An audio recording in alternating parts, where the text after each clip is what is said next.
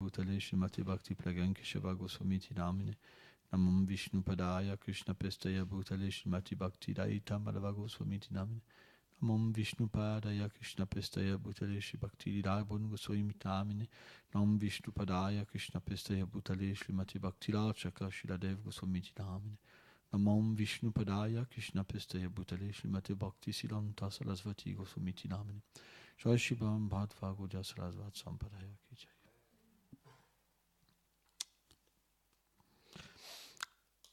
Quand on vient dans un temple, parfois c'est assez difficile, si on n'est pas éveillé un peu à la vie spirituelle, de comprendre pourquoi on chante tant de mantras.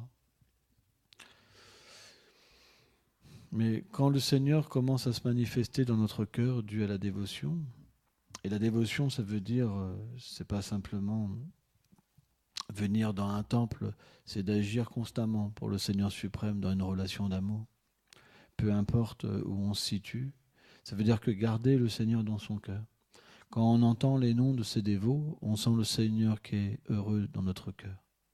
Et naturellement, quand on ressent le Seigneur qui est heureux, on devient des millions de fois plus heureux. C'est le principe. De la même manière, quand on parle mal des dévots, quand on pense mal des Vaishnavas, des grands Vaishnavas, alors on sent le Seigneur qui n'est pas satisfait et on se sent véritablement malheureux.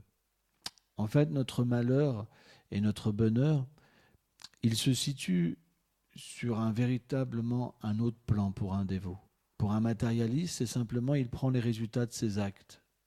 Il a semé des graines et elles viennent sous la forme de souffrance ou de bonheur. Mais pour un dévot qui est abandonné au Seigneur suprême et qui est engagé constamment dans sa dévotion, ça se situe directement avec le Seigneur dans son cœur. C'est différent. C'est une conception qui est différente, la dévotion. Parce que tant qu'on ne vit pas dans la dévotion, le Seigneur se cache. Alors que quand on vit dans la dévotion, on peut avoir directement un contact avec lui dans notre cœur. Et donc naturellement, selon ce qu'on agit, alors on peut progresser ou être quelque part châtié. Parce que comme un père, il peut rectifier un enfant. Le Seigneur est le Père de tous les êtres. Et tant qu'on n'a pas atteint le plus haut niveau de dévotion, ou simplement on considère que notre vie c'est le Seigneur, et qu'on considère que la vie du Seigneur c'est nous-mêmes, dans le sens qu'il y a une unité parfaite dans l'amour, alors naturellement, tant que ce niveau n'est pas existentiel, on est naturellement repris par le Seigneur pour pouvoir progresser, parce qu'on n'est pas parfait. C'est quelque chose qui est important. Donc le Seigneur se manifeste de deux manières. Quand le disciple n'est pas assez pur, le Seigneur ne peut même pas reprendre véritablement ou enseigner dans le cœur. Il n'y a pas de sensibilité. Vous comprenez ? C'est trop recouvert par la matière. Il y a trop de désirs. Il y a trop une conception corporelle de l'existence. Il y a trop d'illusions. Donc le Seigneur vient sous la forme du gourou, où il enseigne le disciple, où il reprend le disciple. Donc, à moins que le disciple ait cette vision que le gourou est le représentant du Seigneur suprême, quand le gourou le reprend, il n'est pas content. Et c'est la chute. Ça veut dire qu'il ne reste plus rien, finalement. La seule chose que le disciple peut se réfugier, c'est une activité finalement matérielle. Parce que la connexion ne peut plus se faire au niveau de la dévotion. Parce que la bhakti, c'est ce qu'il y a de plus élevé. Le nom, la forme, les attributs et les divertissements du Seigneur, quand il se manifeste à l'être, c'est ce qu'il y a de plus élevé, parce qu'il peut comprendre sa nature éternelle. Et elle se manifeste à travers les grands dévots du Seigneur. Et surtout, elle s'est manifestée il y a un peu plus de 500 ans, par la venue de Chaitanya Mahaprabhu. Chaitanya Mahaprabhu est Krishna dans les sentiments de Srimati Radharani, qu'il vient pour aider les êtres dans cet âge de Kali à atteindre la perfection. Parce que le Seigneur est le suprême gourou. Et en tant que gourou, il doit venir naturellement goûter lui-même pour distribuer. C'est pour ça qu'il prend l'état d'esprit de Radharani. Ça, c'est la conception externe de la venue de Chaitanya Mahaprabhu. Il y a une conception interne qu'on ne parlera pas aujourd'hui. Mais la conception externe, c'est que le Seigneur vient pour distribuer, le moyen pour que les êtres puissent se connecter avec lui.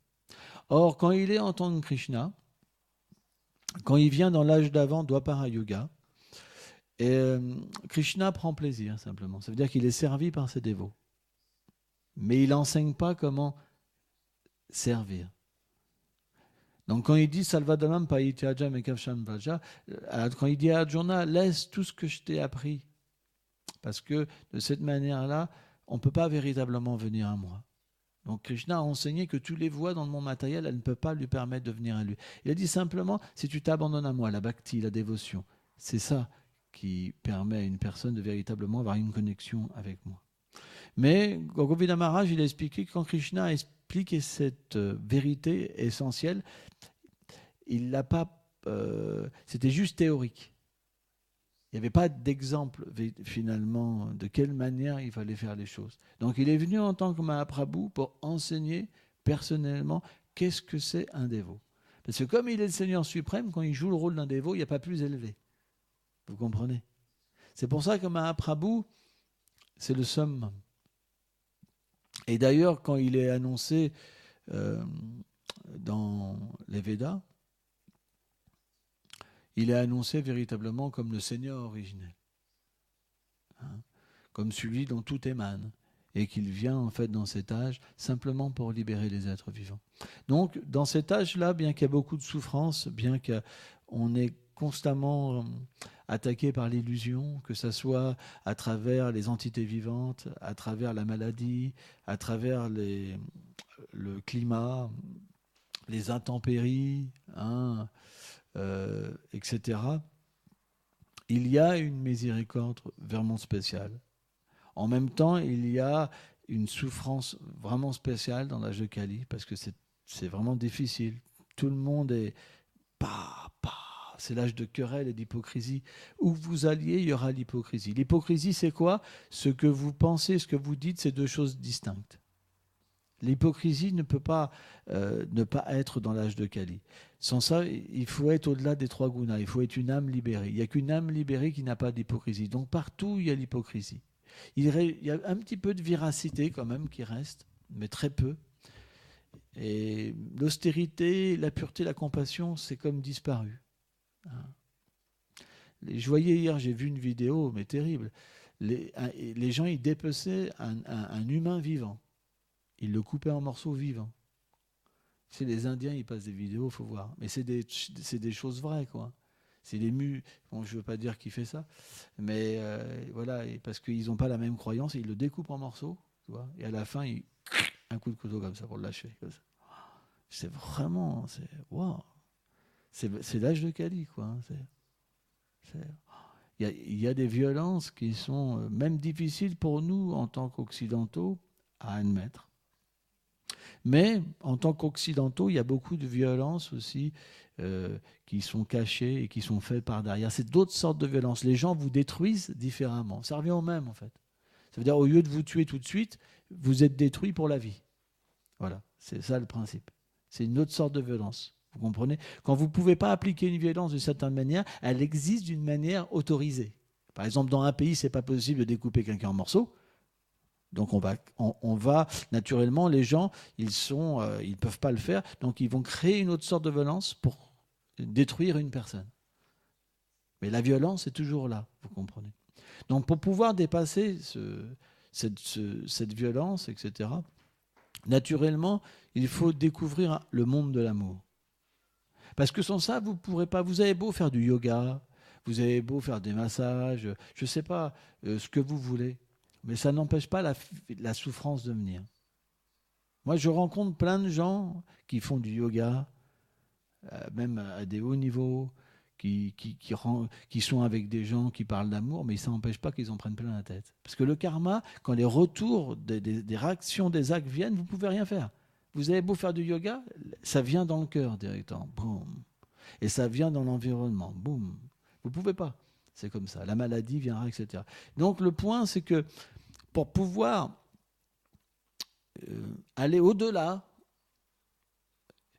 et se libérer vraiment des réactions, des actes et de l'environnement, il faut rencontrer le monde de l'amour.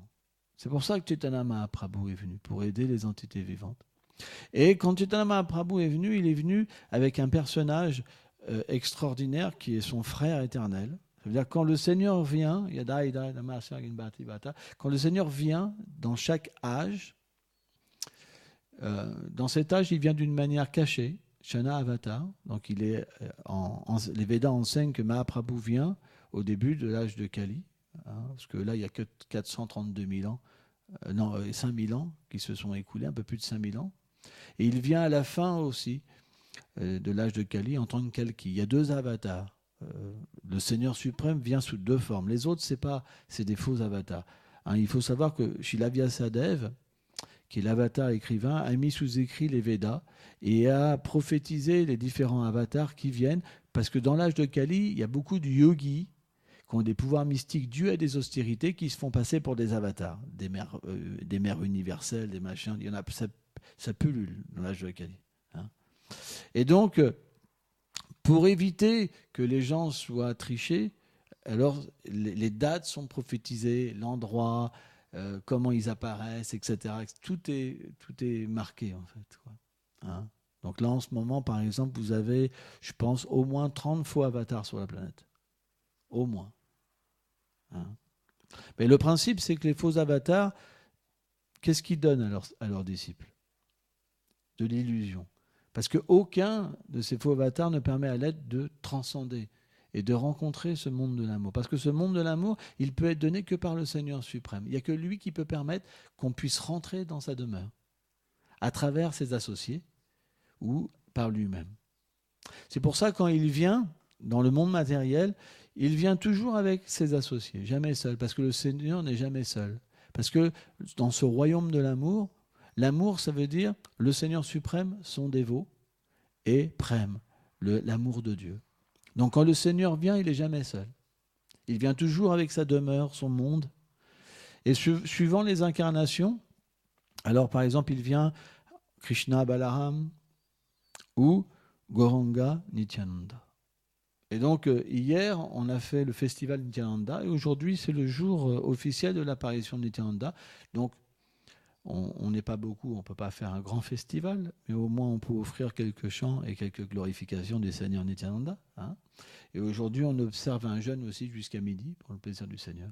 Hein.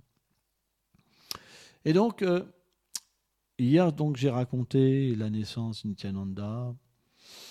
J'ai raconté comment Nityananda aimait revivre ses divertissements avec ses amis sous la forme un petit peu de pièce de théâtre. Ça veut dire que ce n'est pas vraiment une pièce de théâtre parce qu'il n'y a pas de public, mais ensemble, ils recréent les situations, vous voyez, en prenant les rôles, etc. etc.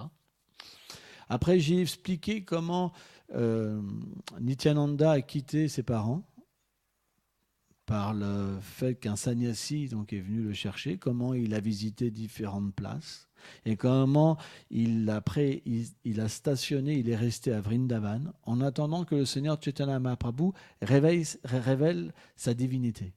Une fois que le Seigneur Mahaprabhu a révélé sa divinité, j'ai expliqué comment le Seigneur Nityananda est devenu et a été chez Nandananda Acharya, et il s'est caché chez lui.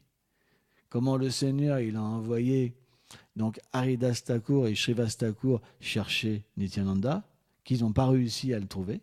Et finalement, Mahaprabhu lui-même est venu chercher Nityananda. J'ai raconté la rencontre de Nityananda avec Chaitanya Mahaprabhu. Et j'ai raconté comment Chaitanya Mahaprabhu il a ordonné à Haridas Thakur et Nityananda d'aller prêcher les gloires de Krishna, chanter le nom de Krishna et adorer Krishna. Et donc, on a expliqué que dans cette prédication-là, il y avait deux ivrognes, deux terribles gangsters, qu'on appelait Jaga et Madai, qui étaient originellement Jai et Vijay, les portiers de Vaikuntha, de la demeure du Seigneur suprême, qui sont descendus dans l'âge de Kali, dans différents âges, mais dans l'âge de Kali, sous la forme de Jai et Vijay, comme des bandits, en fait, qui étaient toujours sous. Et ils ont attaqué Nityananda. Et on a raconté comment Chaitanya Mahaprabhu est venu en colère, finalement, parce qu'ils avaient agressé Nityananda Prabhu. Et Nityananda Prabhu était très humble, c'est expliqué. Bien qu'il soit le Seigneur suprême. En fait, Balaram, c'est expliqué qu'il est l'origine de toutes les planètes transcendantales, les demeures du Seigneur, des associés du Seigneur. Dans sa forme de Balaram et Sankarshan. Et en tant que Karanokashe Vishnu, il est l'origine de tous les univers. En tant que Garbhokashe Vishnu, il manifeste toutes les planètes, Brahma. En tant que Kshirodakashi Vishnu, il est l'âme suprême, présent dans tous les cœurs. Et cette même personnalité, elle vient en tant que Nityananda Prabhu, avec le désir de libérer les êtres. En tombant au pied des êtres vivants insignifiants, pour leur demander avec des larmes de revenir dans la demeure du Seigneur suprême, en chantant son nom. Ça, c'est la position de Nityananda. C'est très difficile à comprendre. Extrêmement difficile à comprendre. Que le Seigneur, qui est l'origine du tout, il puisse tomber au pied de ses enfants insignifiants, parce que personne ne veut retourner. Tous les gens veulent souffrir éternellement dans ce monde, parce qu'ils sont complètement recouverts par l'énergie matérielle du Seigneur suprême. Ils pensent qu'ils sont une femme, ils pensent qu'ils sont un homme, ils pensent qu'ils ont un devoir dans ce monde, que c'est le plus important, et finalement jamais ils retournent à sa demeure. Donc il vient avec des larmes pour mendier les gens d'accepter de chanter les noms de Gauranga. Parce que les noms de Gauranga sont tellement miséricordieux qu'ils peuvent délivrer même les gens les plus inqualifiés. Donc Nitai était dans cette situation-là. Un jour, Chaitanya Mahaprabhu, il a désiré aller à Jagannath Puri. Après avoir pris sannyas. Et donc, différents associés de Chaitanya Mahaprabhu étaient présents. Et Nityananda et Jagadananda étaient un petit peu en retrait. Et Jagadananda, il avait en charge le danda, le bâton de sannyasi de Chaitanya Mahaprabhu. Alors Chaitanya Mahaprabhu, il a pris sannyas de la Sampradaya, la lignée de Sankaracharya, parce qu'à cette époque-là, et voilà, c'était la lignée de Sankaracharya qui prédominait. Et donc, on ne va pas raconter la prise de sannyas de Mahaprabhu, mais juste rapidement, Mahaprabhu, donc, il a initié son gourou en lui disant qu'il avait fait un rêve, que son gourou était à Paris pour lui donner un mantra. Et après, il a dit au gourou, il a dit, je vais vous m'être apparu en rêve pour me donner ce mantra. Est-ce que c'est vraiment ce mantra? Et en fait, Mahaprabhu, il a initié en disant le mantra, donc son gourou, et c'est devenu un Vaishnav. C'est pourquoi Prakashananda Sarasvati, bien qu'il était un impersonnaliste, il est devenu un Vaishnav pour devenir le maître spirituel du Seigneur suprême. Hein? Ça, c'est un lila, en fait, très subtil, en fait. Hein? Et donc, après avoir pris sannyas, donc Mahaprabhu est parti pour Jagannath Puri. Et donc, à un moment, Jagadananda, donc il traînait Haridas et Jagadananda. Donc Mahaprabhu, pour les attendre, près d'une rivière, donc il a pris un bain, etc. etc. Et Jagadananda, il a dit à Nityananda, il dit, prends le bâton de sannyas, je vais faire l'aumône. Je vais mendier des nourritures. Et donc, Nitai, il s'est assis, il était agité avec le bâton de sannyas. Et puis, en fait, Nitai, il porte toujours Mahaprabhu dans son cœur. Chaitanya Mahaprabhu dans son cœur. Et il a dit, mais Mahaprabhu dans mon cœur, il n'a pas de bâton. Il ne porte pas de bâton. Donc il a cassé le bâton de sannyas en 3 morceaux. Et bon, ça a une symbolique, bien sûr. Parce que nous, on est des tridandi sannyas. On a 3 ou 4 dandas, 4 bâtons, pour expliquer que finalement, on s'abandonne avec le corps, la parole, l'action, l'âme. Hein?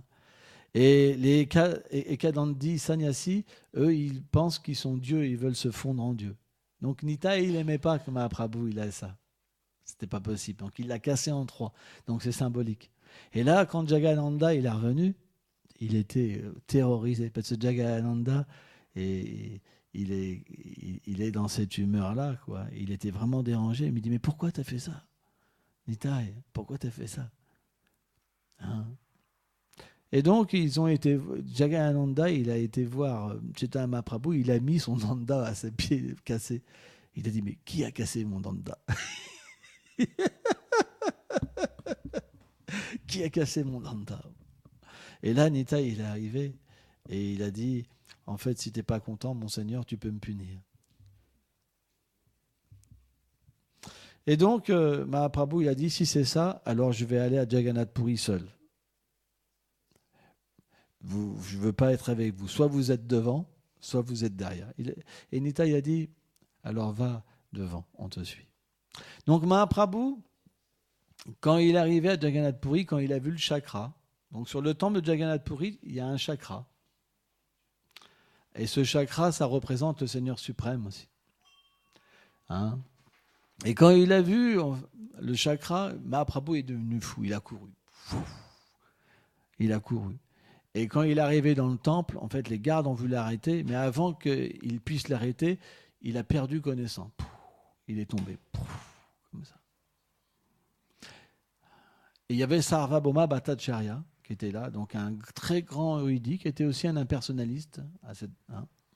Et quand il a vu la beauté du Seigneur, qui était comme un joyau, et les symptômes d'extase, il s'est dit, mais c'est pas possible, j'ai jamais vu quelqu'un d'aussi beau et aussi merveilleux dans l'amour de Dieu. C'était inconcevable, quoi, tellement beau. Donc, qu'est-ce qu'il a fait, Sarvabhauma Bhattacharya? Il s'est dit, je vais m'occuper de lui. Donc, je ne vais pas le laisser ici. Donc, il a appelé les gardes, etc., pour le transporter chez lui. Et à ce moment-là, les associés du Seigneur sont arrivés avec Nityananda. Et quand ils ont vu le Seigneur qui était transporté par des gens, c'était très joli. Parce que c'était comme un joyau qui était transporté par une horde de personnes, comme ça. Parce que tout le monde avait ressenti une attraction pour Mahaprabhu et naturellement un amour. Donc c'était très beau. Donc les associés du Seigneur ont accompagné, ont été chez Sarvabhauma Bhattacharya.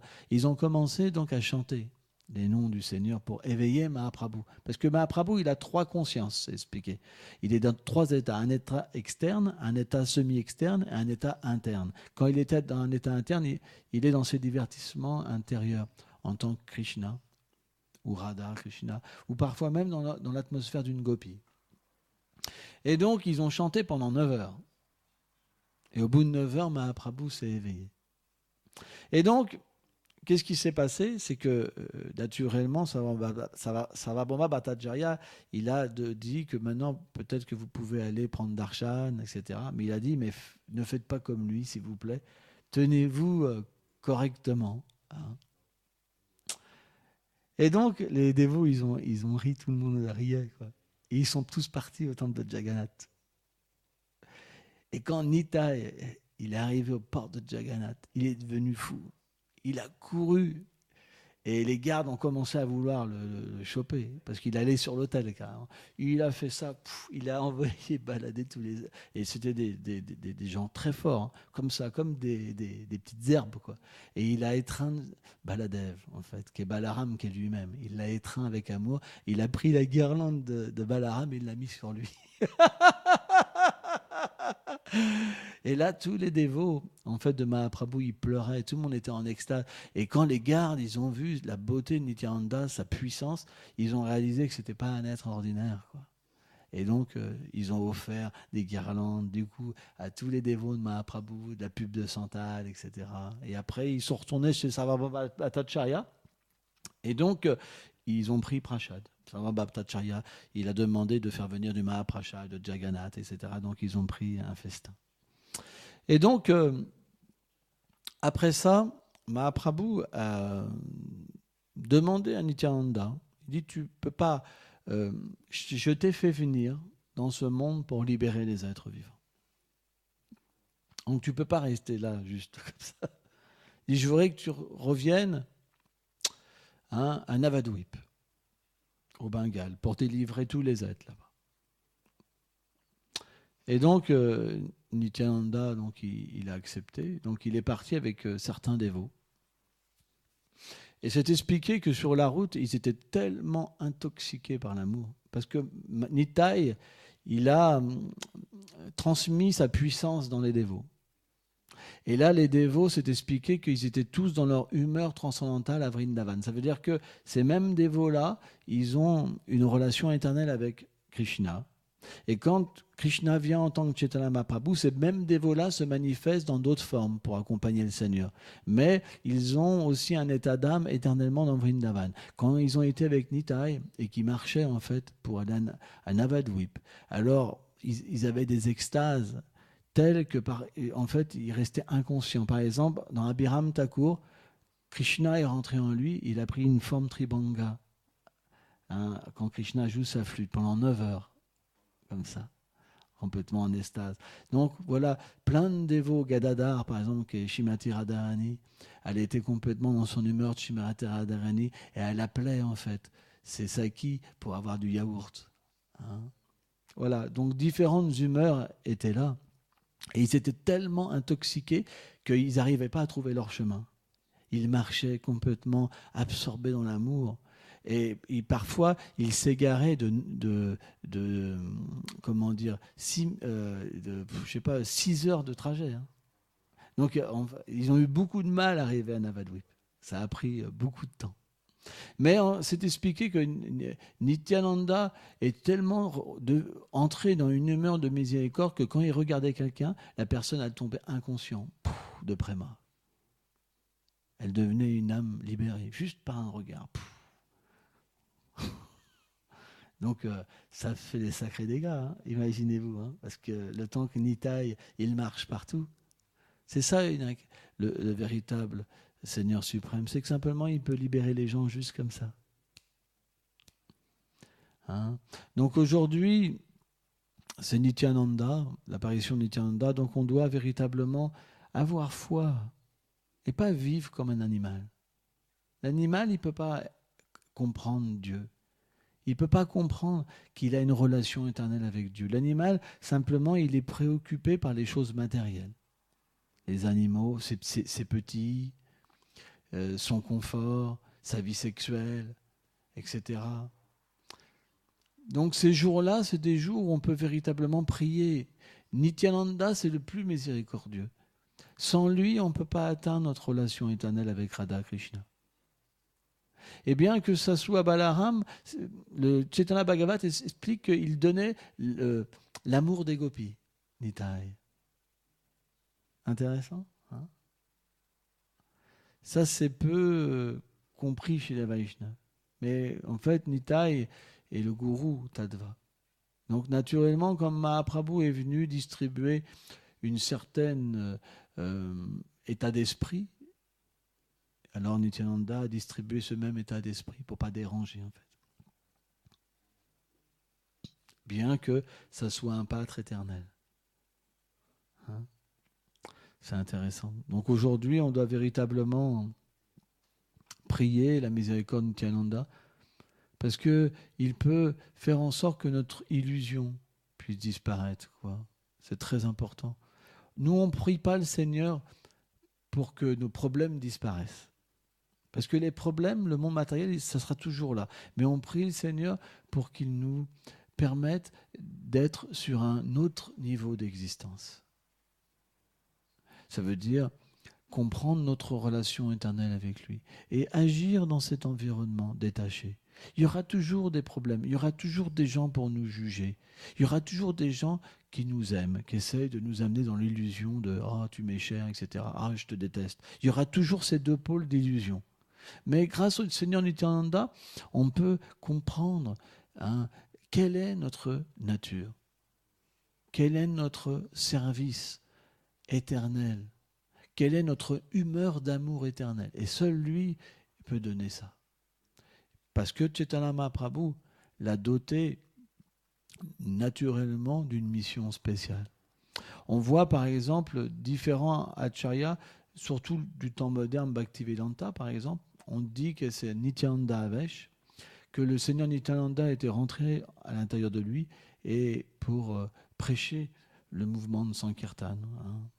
Alors, c'est pas parce que quelqu'un reçoit la puissance du Seigneur suprême qu'il est Dieu. Ça veut dire que le Seigneur agit à travers lui. Hein. C'est très important. Alors bien sûr, il y a des cas où le Seigneur prenait complètement possession de la personne aussi. Donc il y a différents concepts, degrés de manifestation du Seigneur. Par exemple, dans une religion Nemitika Dharma, temps, lieu et circonstances pour prêcher un dharma de base, pour pas que les entités vivantes descendent trop bas dans la matière, c'est juste, ils peuvent entendre la voix ou avoir un certain pouvoir pour transmettre quelque chose. Donc, avec ce pouvoir-là, ça peut être très petit comme très élevé. Ça dépend de ce que Krishna décide en fait. Hein. Voilà. Shinitian d'Abraham qui.